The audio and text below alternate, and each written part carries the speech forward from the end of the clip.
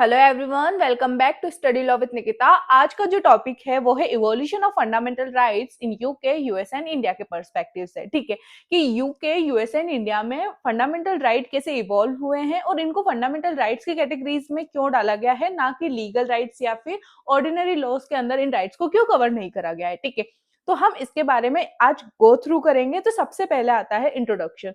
जैसे कि आप सबको पता है कि मैं जो वीडियो है वो आंसर फॉर्मेट के तौर पे बनाती हूँ, प्रॉपर सिनॉप्सिस होते हैं और एक ये यूनिवर्सल आंसर होता है जिसमें इंटायर टॉपिक जो है, जो मेन उसके कॉन्सेप्ट्स हैं वो कवर होते हैं। ठीक है, तो स्टार्ट करते हैं इंट्रोडक्शन से। Fundamental rights are based on the believe that all human have a natural freedom from birth. मतलब कि एक ह्यूमन जो बाय बर्थ उसके पास कुछ फ्रीडम्स होती हैं जो कि बहुत नेचुरल फ्रीडम है। ठीक है, तो ये फंडामेंटल राइट्स जो है किस बिलीफ पे बेस्ड है? हर ह्यूमन के पास नेचुरल फ्रीडम्स होती है जो कि उसे बाय बर्थ मिलती है। ठीक है, ये फ्रीडम बहुत ही बेसिक होती है, यूनिवर्सल होती है and can not be taken away without a valid reason. मतलब कि ये बहुत ही बेसिक फ्रीडम्स होती है, यूनिवर्सल मतलब कि सबके पास अवेलेबल होती है और इनको विदाउट अ वैलिड रीजन नहीं लिया जा सकता, दूर नहीं करा जा सकता। ठीक है, 17th सेंचुरी के बाद क्या हुआ कि थिंकर्स एंड रिफॉर्मर्स आर्ग्यू करने लग गए थे गवर्नमेंट से कि ये जो राइट्स है, जो बेसिक और नेचुरल फ्रीडम्स जो है, इनको प्रोटेक्ट करो, रेस्पेक्ट करो। पर्पस क्या था इन राइट्स का? कि ये इंश्योर करता है लिबर्टी, मतलब कि फ्रीडम, डिग्निटी, सेल्फ रेस्पेक्ट के बारे में और डेवलपमेंट ऑफ ह्यूमन पर्सनालिटी। ये राइट्स और ये फ्रीडम इतने बेसिक हैं, इतने नेचुरल हैं कि ये प्रॉपर पर्सन की ह्यूमन पर्सनालिटी को डेवलप करने में बहुत ही ज्यादा असेंशियल रोल प्ले करते हैं। ठीक है, जो आइडिया है इन राइट्स का वो हर कंट्री में डिफरेंटली ग्रो हुआ है, डेवलप्ड हुआ है। ठीक है, अगर अपन यूके के पर्सपेक्टिव से पढ़ते हैं तो जो ये राइट्स हैं वो धीरे धीरे कस्टम्स एंड लॉ के थ्रू डेवलप हुआ है। यूएसए में ये रिटर्न है क्लियरली ये राइट्स किसके अंदर? बिल ऑफ राइट्स के अंदर।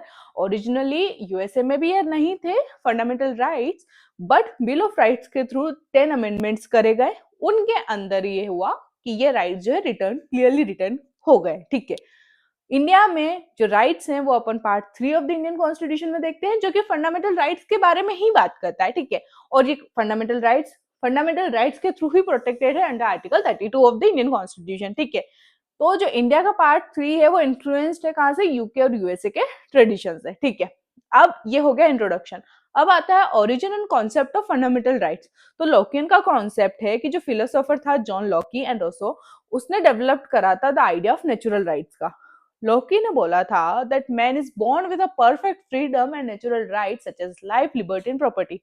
ठीक है, तो लॉकी ने क्या बोला कि एक जो पर्सन है, एक मैन, मतलब इसमें जेंडर न्यूट्रल वाली बात हो रही है। ठीक है, तो इसने बोला कि एक इंसान जो है वो बॉर्न होता है एक परफेक्ट फ्रीडम और नेचुरल राइट्स के साथ, जैसे उसके पास लाइफ, लिबर्टी एंड प्रॉपर्टी है। ठीक है, सोशल कॉन्ट्रैक्ट थ्योरी बोलती है कि ये प्रोटेक्ट करती क्या? Inherent human rights from arbitrary authority. Social contract theory क्या होता है कि हम गवर्नमेंट को पावर्स देते हैं। ठीक है, और गवर्नमेंट उन पावर के रिटर्न्स में हमारे राइट्स को प्रोटेक्ट करते हैं। यह है social contract theory simple way में। ठीक है, अब इस थ्योरी का एम क्या है कि वो प्रोटेक्ट करेंगे जो इनहेरेंट ह्यूमन राइट्स हमें बाय बर्थ, जो हमें कुछ राइट्स मिले हैं, उनको प्रोटेक्ट करेंगे किनसे? आर्बिट्ररी अथॉरिटीज है, ताकि ये हमसे हमारे राइट्स ना ले। ठीक है, अर्ली रिकॉग्निशन। अर्ली रिकॉग्नाइज कैसे हुआ फंडामेंटल राइट्स का? तो सबसे पहले बात होती है मैग्ना कार्टा में। ये फर्स्ट रिटन डॉक्यूमेंट था जो कि गारंटीड करता है basic liberty against the monarch.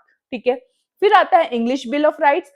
1689 का ये बिल ऑफ राइट्स है, जिसके अंदर consolidate rights like freedom from cruel punishment and parliamentary supremacy से रिलेटेड बात करी गई थी।